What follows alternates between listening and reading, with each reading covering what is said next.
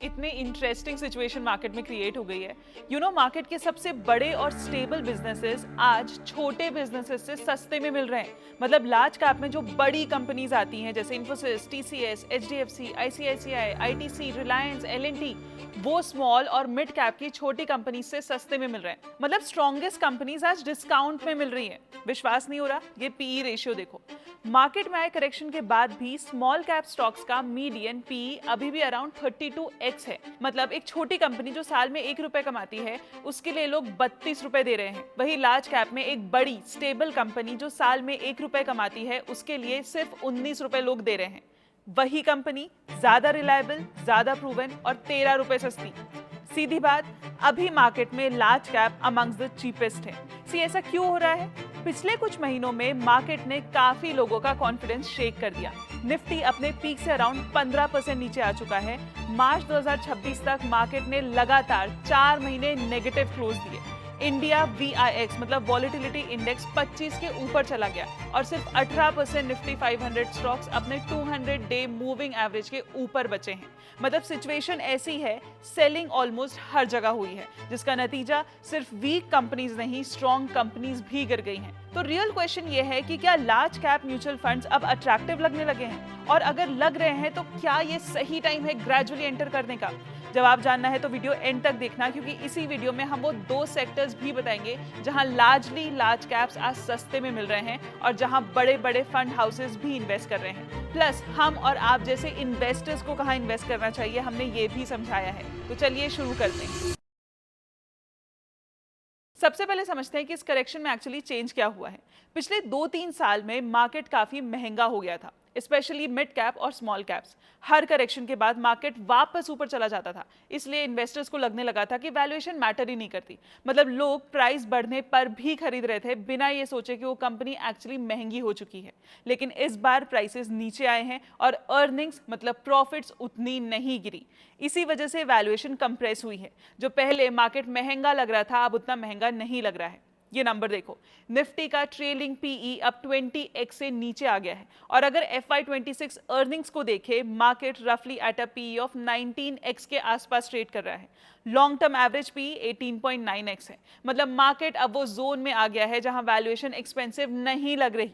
Cheap भी नहीं बोल सकते हैं, लेकिन फेयर के काफी आसपास जरूर आ गई है। और ये होते ही इन्वेस्टर्स खुश क्यों हो जाते हैं? क्योंकि वैल्यूएशन कम होने से भी आपके रिटर्न्स बढ़ सकते हैं। जी हाँ, रिटर्न सिर्फ कंपनी की ग्रोथ से नहीं आते। रिटर्न्स का एक बहुत बड़ा पार्ट इस बात से आता है कि आपने किस वैल्यूएशन पर बाय किया।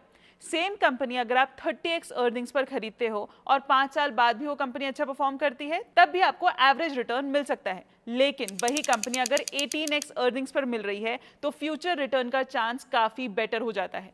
इसलिए जब मार्केट बैड स्टेट होता है तब वैल्यूएशन सडनली इंपॉर्टेंट हो जाती है। और दोस्तों, इन्वेस्टिंग में बहुत बार आपको ऐसी अपॉर्चुनिटी नहीं मिलती। So when we say this time it's different, we mean it. और इसी वजह से लार्ज कैप ज्यादा इंटरेस्टिंग लग रहे हैं। As we initially saw, correction के बाद स्मॉल कैप स्टॉक्स का मीडियन पीई अभी भी अराउंड 32x है, जबकि उनका लॉन्ग टर्म एवरेज सिर्फ 20x के आसपास है।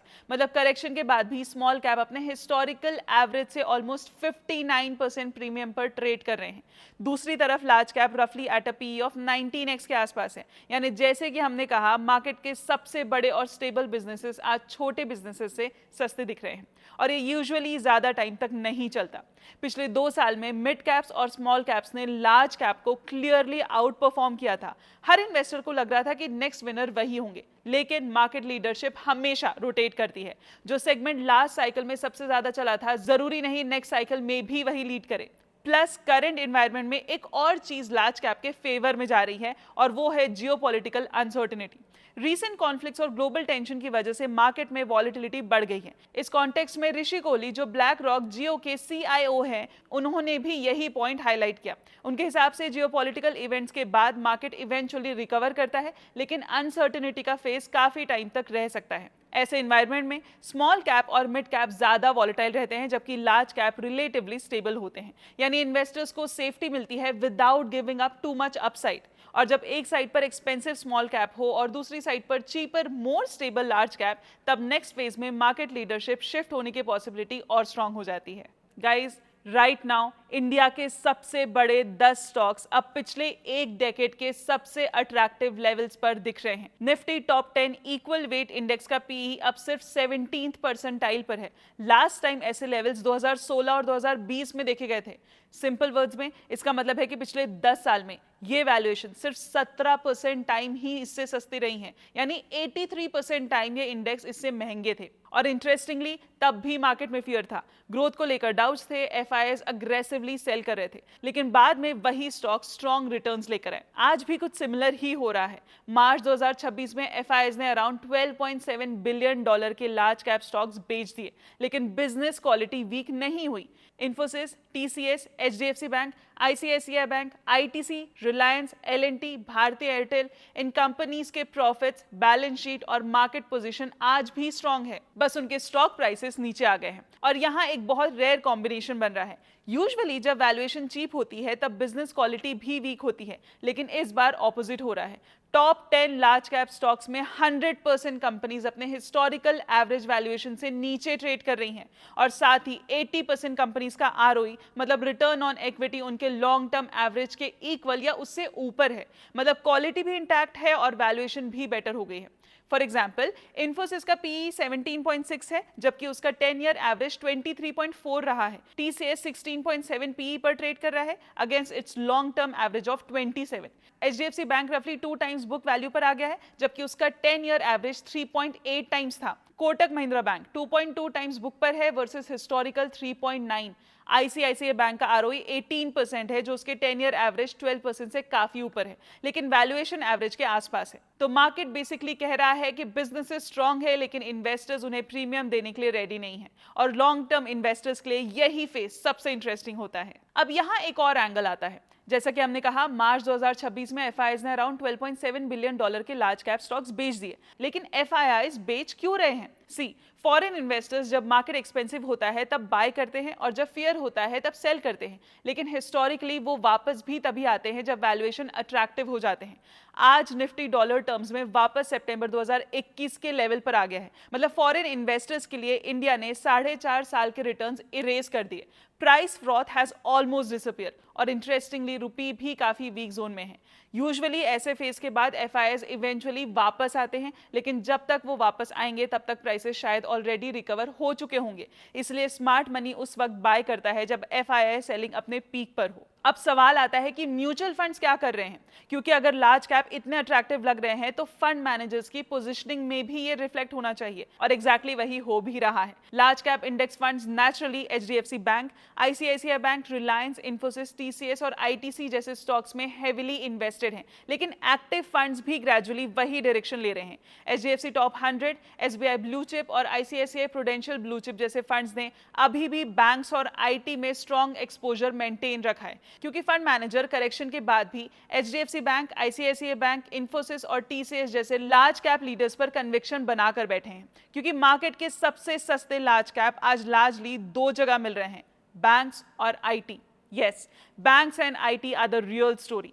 प्राइवेट बैंक्स देखें तो एचडीएफसी बैंक, आईसीआईसीआई, एक्सिस और कोटक महिंद्रा बैंक का एवरेज प्राइस टू बुक रफली 2.1 है, जबकि उनका 10 ईयर एवरेज 3.1 था। फिर भी इन बैंक्स का एवरेज आरओई 15.8% है, नेट एनपीए अराउंड 0.4% है। मतलब बिजनेस क्वालिटी वीक नहीं हुई है, सिर्फ वैल्यूएशन कंप्रेस हुए हैं, और बैंक्स का प्रीमियम पीएसयू बैंक के अगेंस्ट भी शार्पली गिर गया है। आज प्राइवेट बैंक वो प्रीमियम पर ट्रेड नहीं कर रहे जो नॉर्मली करते हैं। दूसरी side IT sector. IT stocks पिछले कुछ सालों में ऑलमोस्ट इग्नोर्ड रहे हैं। एआई का fear, weak demand, US slow down, लेकिन प्राइसेस इतनी गिर गई हैं कि लार्ज आईटी फर्म्स अब अपनी लॉन्ग टर्म वैल्यूएशन से नीचे ट्रेड कर रहे हैं। इन्फोसिस 18.3 पीई पर है, टीसीएस 17.5 पर और विप्रो 15.6 पर है।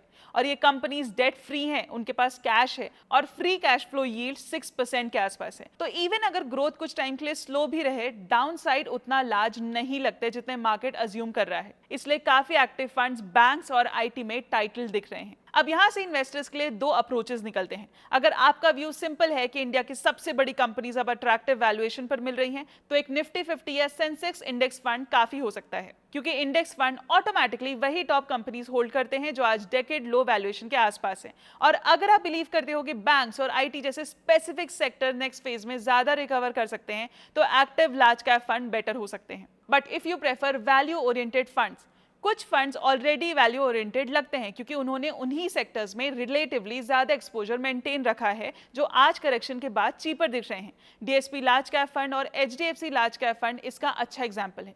एचडीएफसी लार्ज कैप फंड का अराउंड 28.5% पोर्टफोलियो बैंकिंग सेक्टर में इन्वेस्टेड है, जबकि डीएसपी लार्ज कैप फंड में ये एक्सपोजर और भी ज्यादा है, रफली 30.9% के आसपास है।